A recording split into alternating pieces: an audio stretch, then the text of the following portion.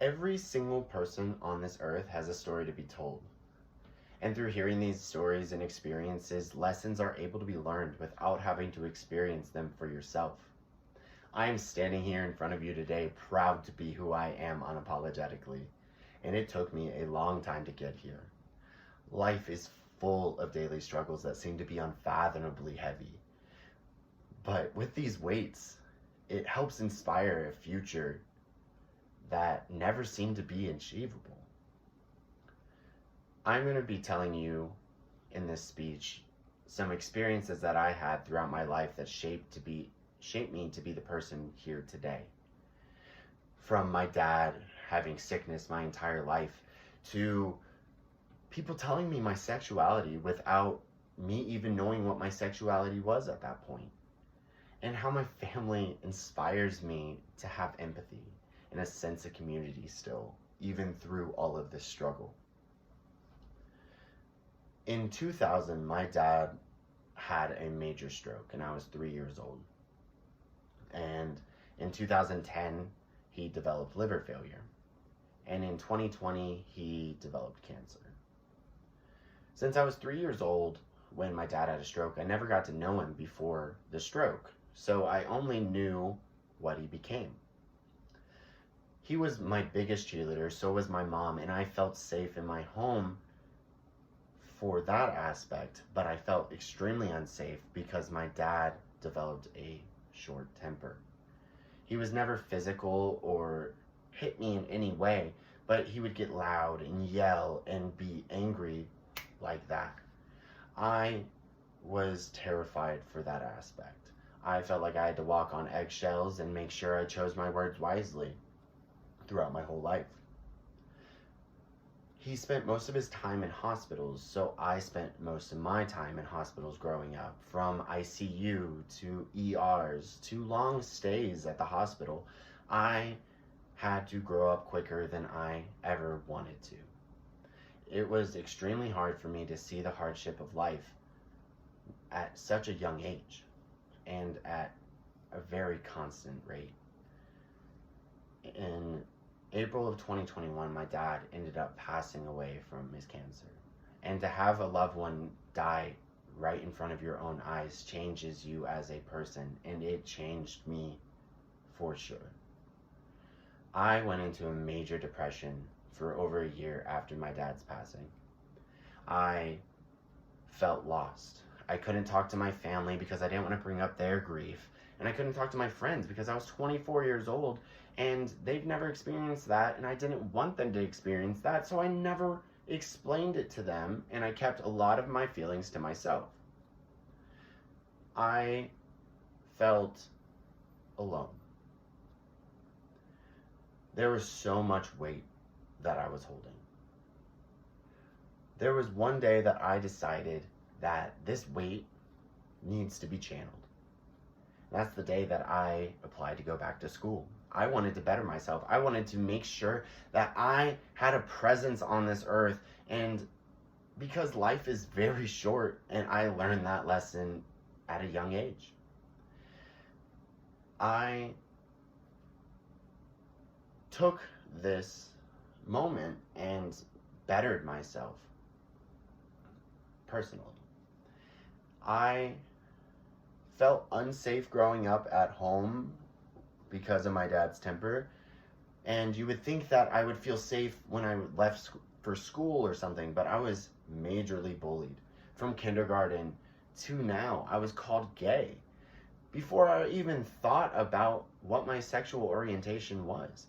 I never thought of life in that way, so it always hurt my feelings. It always made me feel bad. Whether it's true or not to this day, that is not right to call people gay when they don't even know they are, especially to belittle them. In 7th grade, I was called an F-slur by a kid in class, and I stood up to him, and I was fed up, and I said something, and the teacher stopped the fight, so he put us into the hallway and made us hold hands as the entire class passed us and called us more slurs and humiliated us in front of my entire class. On top of it all, he gave us in-school suspension, and I felt scared. At the end of the year, it was my birthday, and we had our testing. So once we were done testing, we just had to wait for the end of school. So we're just sitting there, everyone's hanging out. I'm just sitting there by myself, and a bunch of kids come up to me and they sing, "Happy birthday to you, happy birthday to you, happy birthday, dear F. Slur, happy birthday to you." And the teacher stopped them by saying, "Guys, stop. You're gonna make the gay boy cry."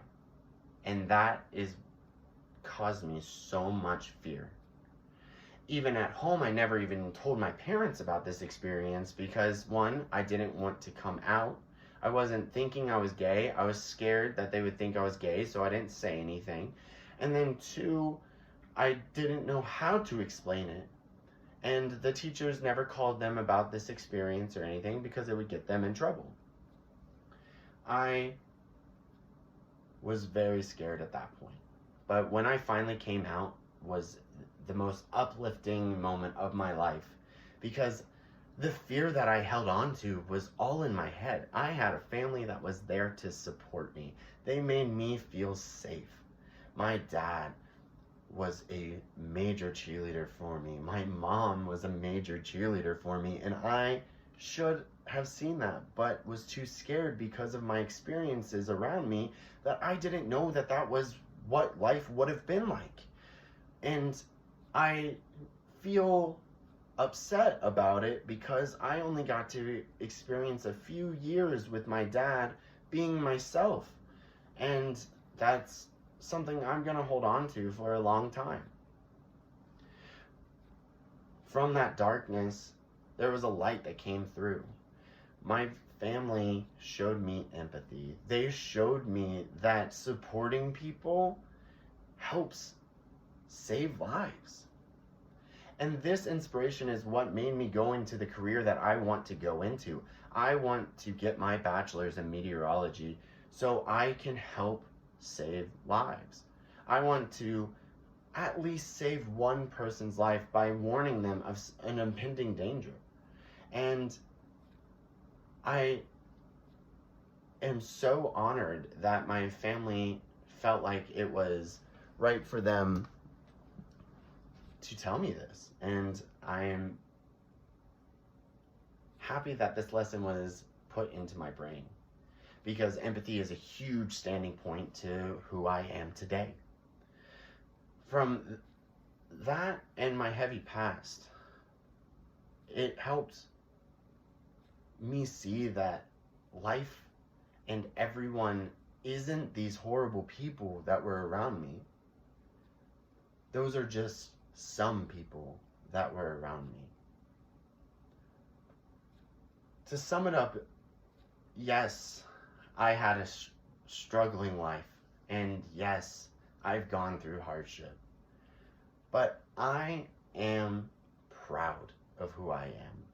I am happy that I've chosen to learn from these experiences rather than have them burden me. This weight is more of a way to strengthen me rather than to squash me. I want you guys to think of this story and see it as a lesson for you to treat others with kindness, to look at other people as people and not see yourself as better than anyone else, because everyone here is equal. We are all born and we all grow up and we all die. And I just want to thank you guys so much for listening to this speech, and I hope that you can look back at some of the things that you feel like are heavy burdens and use them to help shape yourself into becoming someone that's learned from it, and it will better you. I can guarantee. Thank you so much for listening.